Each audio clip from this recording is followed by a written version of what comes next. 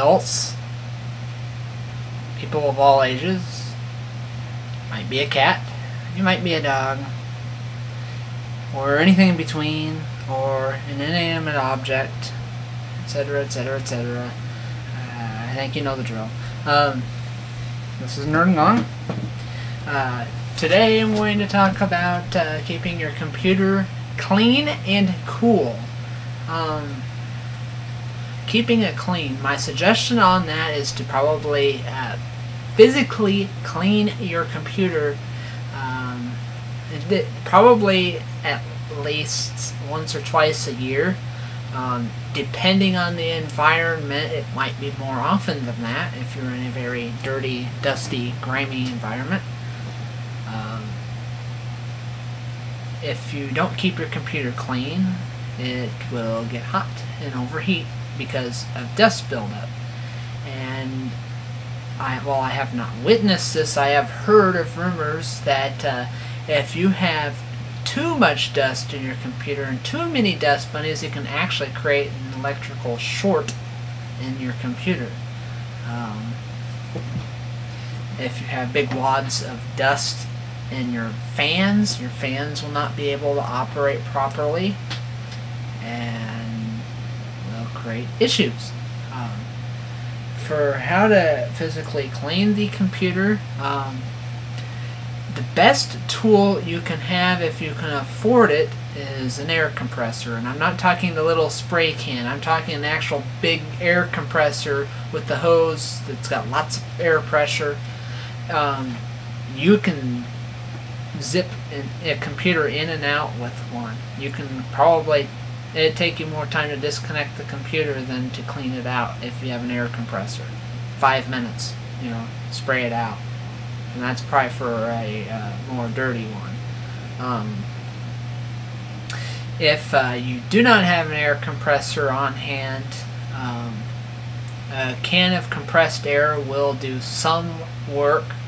It will not do nearly as well, and in some cases won't be enough, because sometimes you're going to have dust that's caked on, and it's not going to have enough power to push that dust off. So you'll have to probably resort to like a small dry paintbrush, and I'm talking like a artist paintbrush, not a wall or home paintbrush. But use that to get in the fan blades and get the junk out of them. Your heat sinks, which are these aluminum or copper blocks with these fins coming out of them. A lot of times the dust gets caked in between the fins. Clear that out, because that dissipates the heat from a chip, normally a processor or motherboard chipset or video chipset, etc., etc., etc. So you want to make sure that those are clean as well. Basically, clear as much dust as you can. It'll allow for more ventilation in your system. As far as also keeping your computer cool, I have referred to, in my very first video I did, computer placement. Please refer to that video for keeping your computer cool, because that's also an important thing, is where you place your computer. I mean, if it's in that little cubby hole, if you have one on your desk, it's going to get hotter than if you have it out in the open. Let's see. A word of note with cleaning your computer, while it sounds like it'd be easy to do this, don't do this. Do not use a vacuum cleaner on your computer. I repeat, do not use a vacuum cleaner to suck out the dust in your computer. Vacuum cleaners are notorious for creating static electricity. And for those of you that don't know, electronics and static electricity do not get along real well, and all it takes is one little tap of static electricity and it can fry a component in your computer or thing. So yeah, don't use a vacuum cleaner. Probably don't use water, especially if it is plugged in and live, although you shouldn't probably be cleaning your computer if it's plugged in and live anyway. So with that being said, yeah, shut down your computer before you clean it. Probably be a good thing. Laptops, cleaning those.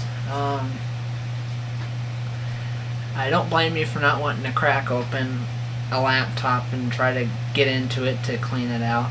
So what I would suggest then, just for laptops, is making sure your keyboard is fairly clean, not have a lot of dust and junk in it.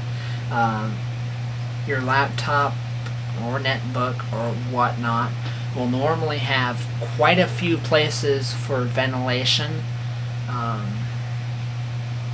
Sometimes they're on the back of their laptop, sometimes it's on the side, sometimes it's on the underside of it, and sometimes it's in the hinge area between where the keyboard connects and the screen connects.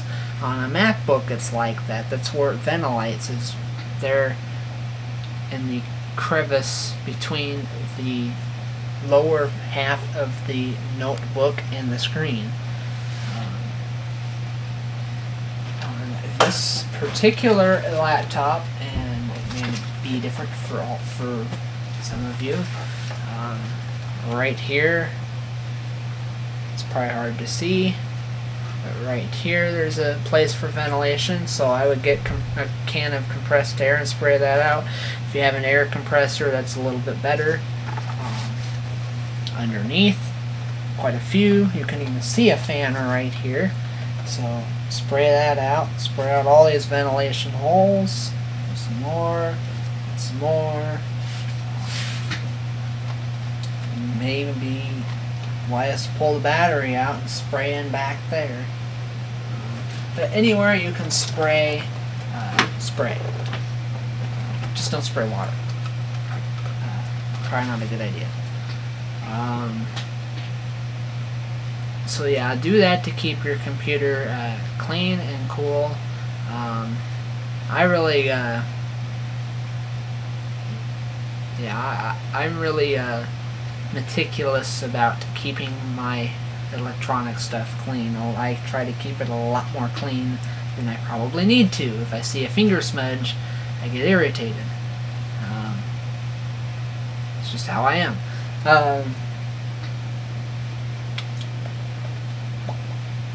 Well, while we're at it, might as well talk about keeping your screen clean too. Most people nowadays have LCDs. Don't touch it with your fingers. I can't stand it when people do that, and they do it all the time. They put their finger right on the screen. Stop it. Don't do it. Stop it. Yeah. And also, you know, if you're eating, don't squirt your juices from your food or your liquid onto the screen. It can sometimes get caked onto the screen, and when you have an LCD, not good to be able to clean that off, because the LCD screens are not as durable when it comes to wiping them down real hard, or, you know, they are not as scratch resistant in most cases.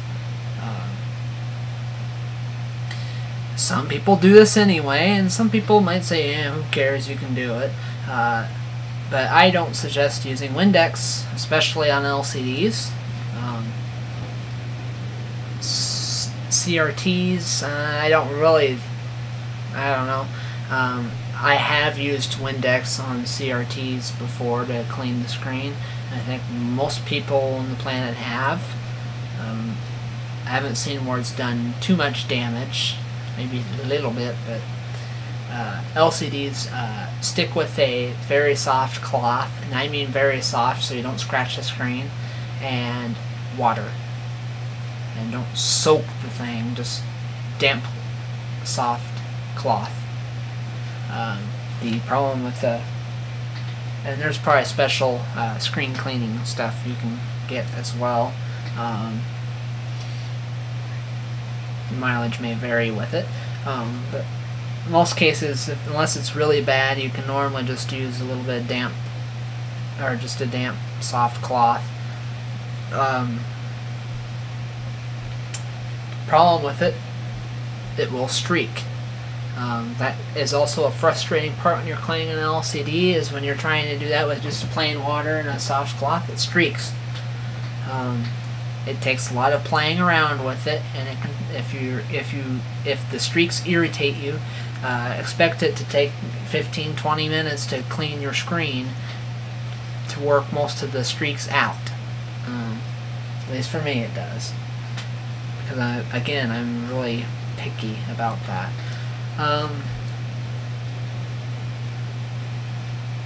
Your keyboard. Some people turn their keyboards upside down and shake the crumbs out of it.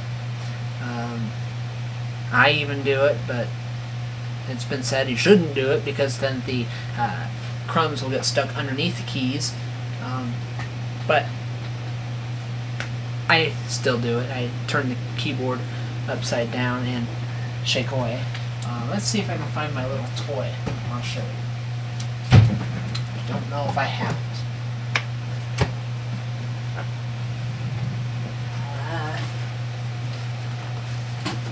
Let's see.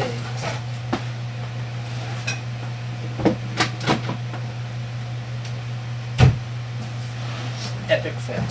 Okay, well anyway, that was an epic failure. I have somewhere around here a little USB handheld vacuum cleaner. It just plugs into your USB port, and there's a low and a high, and it's got you have an attachment for a little bristle thing or just the regular sucker thing.